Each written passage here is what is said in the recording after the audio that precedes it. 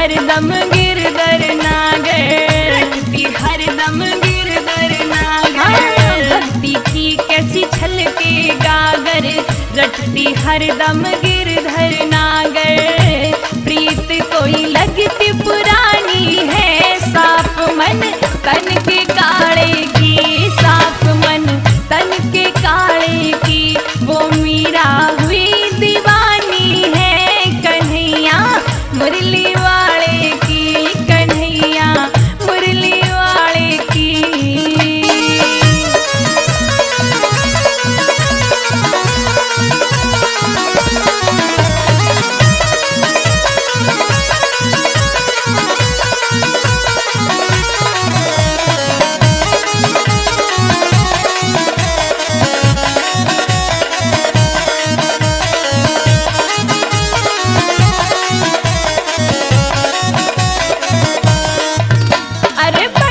बड़े वो कष्ट है सहती, बड़े बड़े वो कष्ट है सहती। फिर भी किसी से कुछ ना कहती, फिर भी किसी से कुछ ना कहती। हाँ, बड़े बड़े वो कष्ट है सहती, फिर भी किसी से कुछ ना कहती।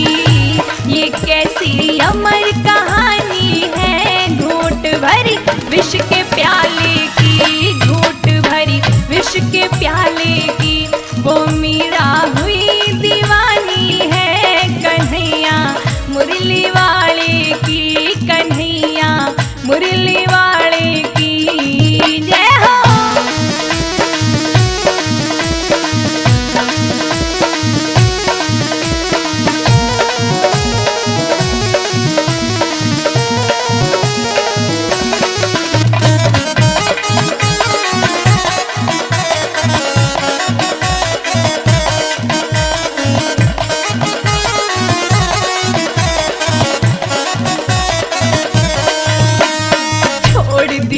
सब खाना पीना, छोड़ दिया सब खाना पीना। अरे श्याम नाम पे उसका जीना, श्याम नाम पे उसका जीना। छोड़ दिया सब खाना पीना, श्याम नाम पे उसका जीना। वो सुनना चाहती वाणी है कि उस गोकुल के ग्वाले की, कि उस गोकुल के ग्वाले की। वो मीरा हुई दीवानी है, कन्हैया मुरली वाले की, कन्हैया मुरली वाले की। हाँ।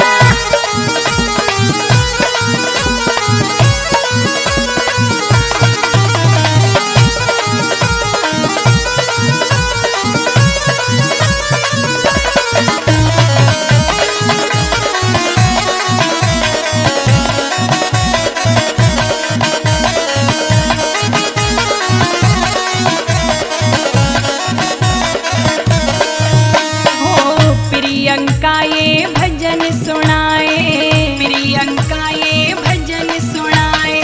संग आजाद मडोरी गाए, संग आजाद मडोरी गाए। प्रियंका ये भजन सुनाए, संग आजाद मडोरी गाए।